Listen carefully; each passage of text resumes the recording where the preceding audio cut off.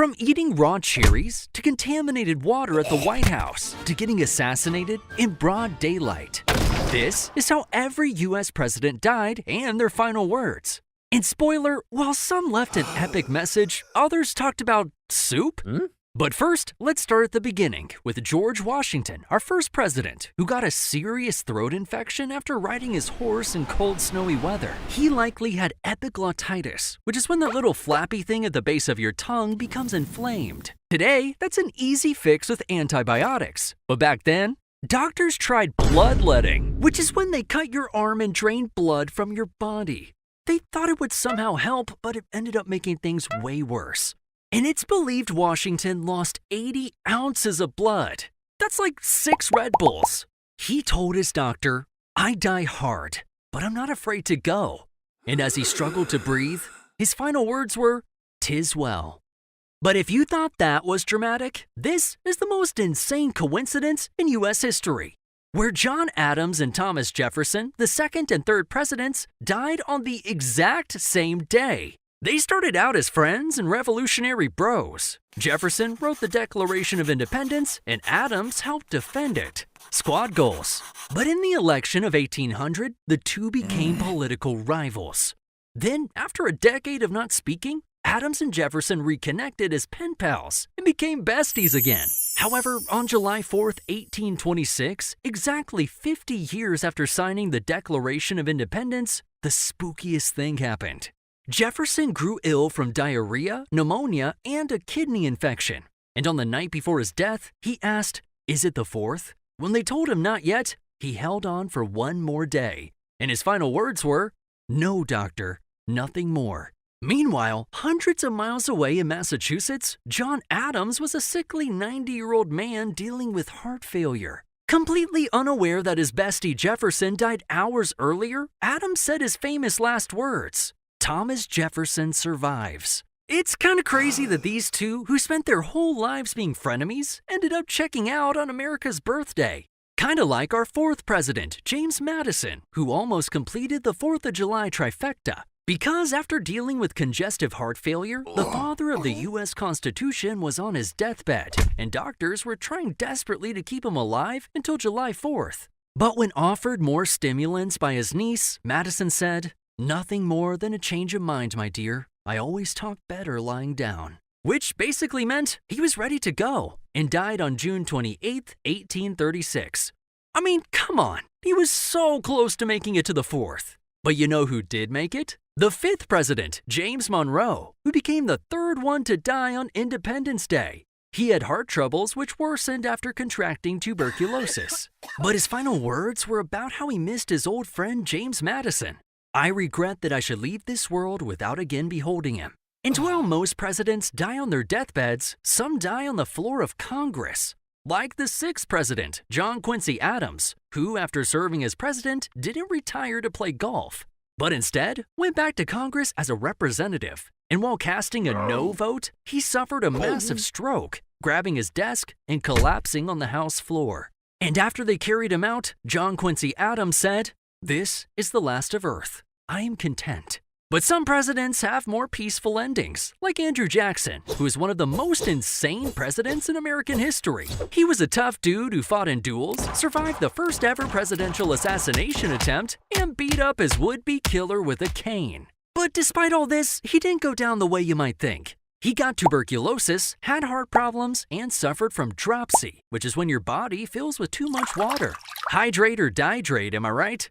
And on his deathbed, surrounded by family, this tough guy turned into a softie, with his last words being, "Oh, do not cry, be good children, and we shall all meet in heaven." And then there's Martin Van Buren, our 8th president, who struggled with asthma and heart problems. He died quietly at his fancy house called Lindenwald, with his last words being, "There is but one reliance," which was his way of expressing his trust in God.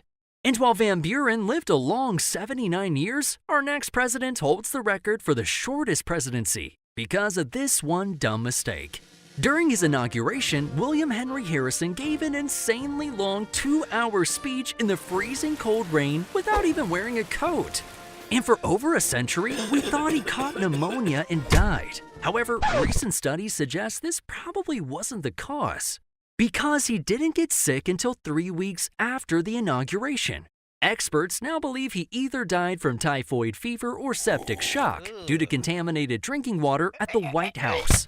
That's insanely unlucky, because Harrison only lasted 31 days in office, which means his vice president, John Tyler, got a promotion. But this president didn't have the best record with the people.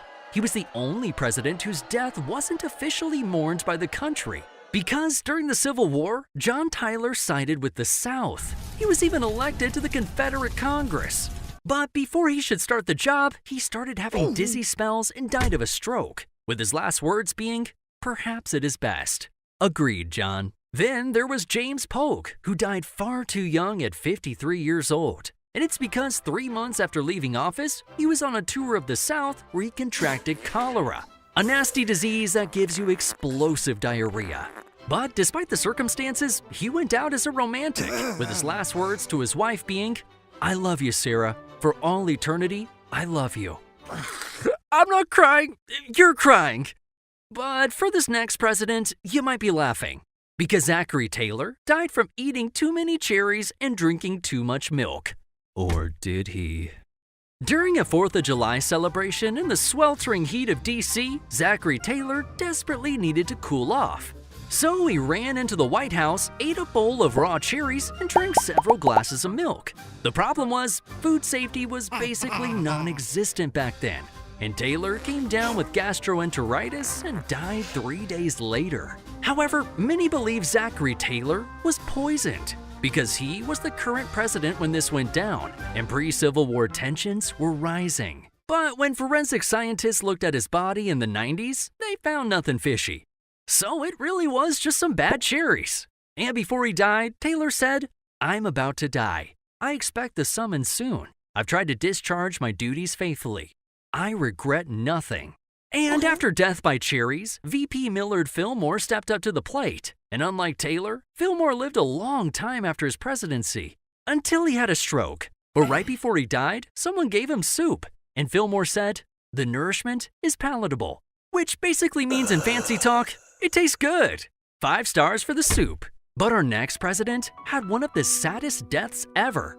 Just weeks before taking office, Franklin Pierce's son was killed in a horrific train accident. And this sent Pierce on a downward spiral of depression.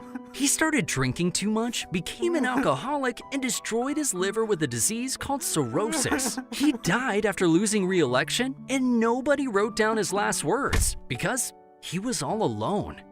Dang, that's sad. And unfortunately, the downward spiral of America continued with the next president, James Buchanan, who many view as one of the worst presidents because the Civil War was coming and he did nothing to stop it. Buchanan died of a bad respiratory infection, although some believe he fell victim to the mysterious National Hotel Disease outbreak. But that's just rumors. He went out proclaiming, "O Lord God Almighty, as God wilt." But you know what they say, weak men create hard times, and hard times create strong men. Which leads us to this tall drink of water with a top hat, Abraham Lincoln, one of the greatest presidents in American history. Although the Confederate South might disagree, because while watching a play at Ford's Theater, Abraham Lincoln was shot in the head by John Wilkes Booth, and unfortunately couldn't leave us with any words of wisdom. Instead, his final words were a casual reassurance to his wife in the theater box. She won't think anything about it. He was referring to what a friend might think of them holding hands at the theater. Scandalous. But after Lincoln's crazy assassination, VP Andrew Johnson took over, and he wasn't exactly popular. Congress tried to kick him out of the office with impeachment. And years later, Andrew Johnson died from 2 strokes he suffered while visiting his family in Tennessee. The second stroke left him paralyzed on one side, with his final words being, "My right side is paralyzed. I need no doctor. I can overcome my own troubles." And while some presidents were hated, others were celebrated as war heroes, like President Ulysses S. Grant, who led the Union forces to victory in the Civil War. But after his presidency, things took a turn for the worst, where Grant lost his life savings in a bad investment scam. Turns out some dude was running a Ponzi scheme. And to make matters worse, Grant was diagnosed with throat cancer, probably from all the cigars he loved smoking, sometimes 20 a day. Get this guy a nicotine patch. But before he died, Grant wanted to write his memoirs so his family wouldn't be broke after he passed. So he sat there every day writing as cancer ate away at his throat. And his last word was water. A simple request for a glass of water because his throat was so dang dry. Pretty crazy way to go out. But our 19th president, Rutherford B. Hayes, died like most of the others, at old age from heart failure. His emotional last words were, "I know that I'm going where Lucy is," referring to his wife who passed away 4 years earlier. But things got even crazier with our 20th president, James Garfield, who after being in office for 100 days was walking through a train station when a mentally unstable man stepped behind him and fired 2 shots. The first bullet grazed his arm. The second bullet was lodged in his back, but Garfield didn't die because the bullet never hit any organs.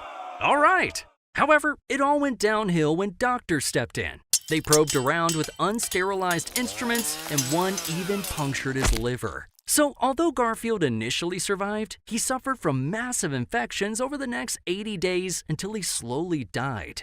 With his last words being, "Swaim, can't you stop the pain?" Poor guy was basically the victim of medical malpractice. Man, I hate Mondays. Garfield was succeeded by Chester A. Arthur, who eventually suffered from Bright's disease, which is kidney failure, and died from a stroke at 57. No definitive last words were recorded, but some say he whispered, "Life is not worth living." That's a bummer. Because our next president was a dude living life to the fullest, Grover Cleveland, who was our 22nd and 24th president. You go, Grover! He died from heart failure at 71, with his last words being, "I've tried so hard to do right." And the president caught between Cleveland's 2 terms was Benjamin Harrison, who came down with a bad case of the flu, which progressed to pneumonia. And despite good medical care, his lungs failed, and his last words being, "Are there any doctors here? Doctor, my lungs." Poor guy couldn't breathe. But at least he wasn't one of the 4 U.S. presidents assassinated, like William McKinley, who was attending a meet and greet in Buffalo when one of the people waiting in line was Leon Czolgosz, a Polish-American anarchist. He concealed a .32 caliber revolver under a handkerchief wrapped around his right hand. When it was his turn to meet the president, Leon fired 2 bullets into McKinley's abdomen. Luckily, one bullet grazed him, but the other went deep into his stomach. So they rushed him to the hospital. But the problem was doctors couldn't locate the bullet. So 8 days after the doctors' attempted game of operation, gangrene set in and McKinley died, with his last words being spoken to his wife. "We're all going. We're all going. God's will be done, not ours." But after this, Americans were fed up with presidents being killed. So the Secret Service gained full-time responsibility for protecting the president. Yeah, I think it's about time. Now, VP Teddy Roosevelt got promoted to the top job, and this guy was one of the toughest presidents we've ever seen. He served 2 full terms and wanted to come back for a third. In 1912, Teddy ran again as a third-party candidate for the Bull Moose Party, and when stepping out of his hotel to give a speech, he was shot in the chest. However, he didn't die. In fact, he got right back up and gave an 84-minute speech with a bullet lodged in his chest. That's pretty wild.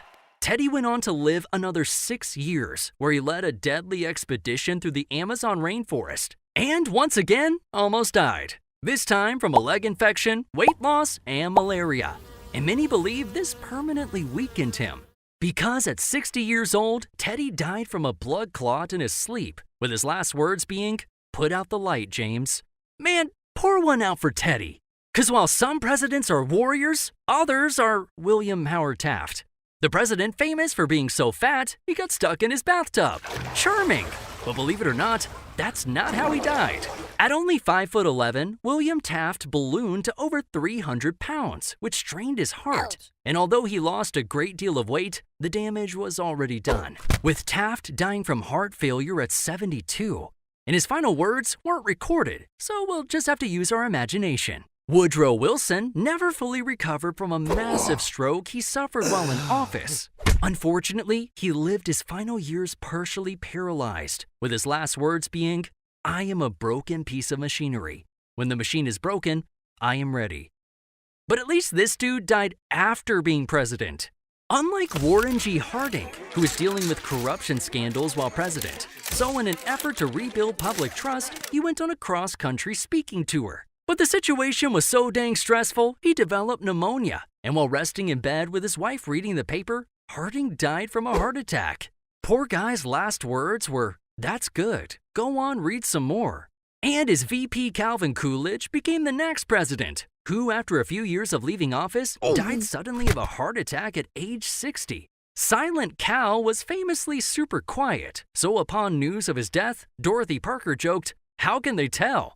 Cal's last words were, "Good morning, Robert," a simple greeting to a worker in his home. And while some presidents' lives are cut short, others live a long life, like Herbert Hoover, who was the second president to reach 90 since John Adams. Hoover eventually died of internal bleeding, but because he was so weak, no last words were ever documented. And then we have Franklin D. Roosevelt, who was elected President of the United States a ridiculous 4 times in a row. I mean, leave some for the rest of us. But by his 4th term, FDR's health was falling apart. He dealt with high blood pressure, heart disease, and secretly had polio, which left him paralyzed from the waist down. Oh, and on top of all that, he had to deal with the stress of the Great Depression and a small conflict called World War II. Pretty crazy. So in his 4th term, FDR suffered a massive stroke while posing for a portrait at his Georgia retreat. His last words were, "I have terrific pain in the back of my head." Which means VP Harry Truman became the next president, and he lived for several more decades until he was hospitalized at 88 years old from pneumonia. Truman's condition worsened as multiple organs failed and he slipped into a coma. And because he was in a coma, no last words were recorded when he died. On the other hand, we know the exact last words of Dwight D. Eisenhower, and they were pretty direct. After a long history of heart attacks and strokes, Eisenhower was hospitalized at the famous Walter Reed Hospital. He ultimately died from congestive heart failure, with his last words being, "I want to go. God take me." Sometimes presidents are ready to go, while others are taken far too soon. Like President John F. Kennedy, who was famously riding in an open motorcade in Dealey Plaza when a sniper's bullet struck his head, killing him in an instant. Now, we're not going to get into all the theories about who really killed JFK, but most believe the main dude responsible was Lee Harvey Oswald, who was murdered himself just 3 days later, making things even more suspicious. But before the assassination, Nellie Connolly was sitting in the middle row when she told JFK, "Mr. President, you can't say Dallas doesn't love you." And JFK responded, "No, you certainly can't," just seconds before he was shot. At just 46 years old, Kennedy was the youngest president ever killed in American history. And the man that took his place was Lyndon B. Johnson, who died 10 years later when he had a massive heart attack at his Texas ranch. And as he felt it come on, he grabbed the telephone and said, "Send Mike immediately," referring to his Secret Service agent. But it was too late. Those were his final words as he dropped dead. Now, Richard Nixon died in a similar fashion. Famous for dealing with Watergate and getting impeached, dude lived a pretty stressful life. But Nixon didn't die until he was 82. After suffering a massive stroke in his home in New Jersey, Nixon yelled, "Help!" That was his last word as he was rushed to the hospital and slipped into a coma before finally passing. But I wonder if that was more stressful than the time he resigned from being the president, because the next man up was Gerald Ford, who served out the rest of his term. And thanks to modern medicine, Gerald Ford lived to the ripe age of 93 years old when he died from cerebrovascular disease, which is a fancy way of saying blood couldn't flow to his brain. He also struggled with arteriosclerosis, which is hardening of the arteries. All of this led to the peaceful passing of Gerald Ford in his California home, where he set the new record for the longest living president in U.S. history. But no last words were made public. His family wanted to keep things private. But Ford's record didn't last very long, because the next president, Jimmy Carter, seemed to live forever. In fact, he literally just died. Jimmy Carter lived to be 100 years old before dying of natural causes on December 29th, 2024. Although his actual moment of death last words weren't publicly reported, in the final weeks, Carter told his family that he was ready to see Rosalind again, referring to his wife who had died a month earlier. It's pretty crazy to see a president reach the century mark. And Ronald Reagan wasn't too far behind, dying at 93 years old after a decade-long battle with Alzheimer's. And since he had Alzheimer's, Reagan had no lucid final words before he died. Man, I hate that disease. Kinda like I hate Parkinson's, which is what George H.W. Bush suffered from in his final years, which left him wheelchair-bound. His last phone call was to his son, the other President George Bush, where he said his final words, "I love you too," right before dying at 94 years old. But that takes us to today, where 5 presidents remain. And although it's the most dangerous job in the world, modern-day presidents live longer than ever before. Shout out to the Secret Service and top-notch medical care. Cause the average lifespan of presidents went from 70 years old in the 18th and 19th centuries up to 78 years old in the 20th century. In fact, we have an old guy in office now, and he had to dodge a couple bullets to get there. But if you think that's crazy, I'll leave you with the most insane presidential death facts. 8 presidents died while in office, 4 were assassinated, and 4 died from natural causes. The youngest president died at 46, while the oldest president died at 100. Remarkably, Adams and Jefferson died on the exact same day. And don't get me started on the insane coincidences between Lincoln and JFK's assassinations. But I guess we'll save that for another video.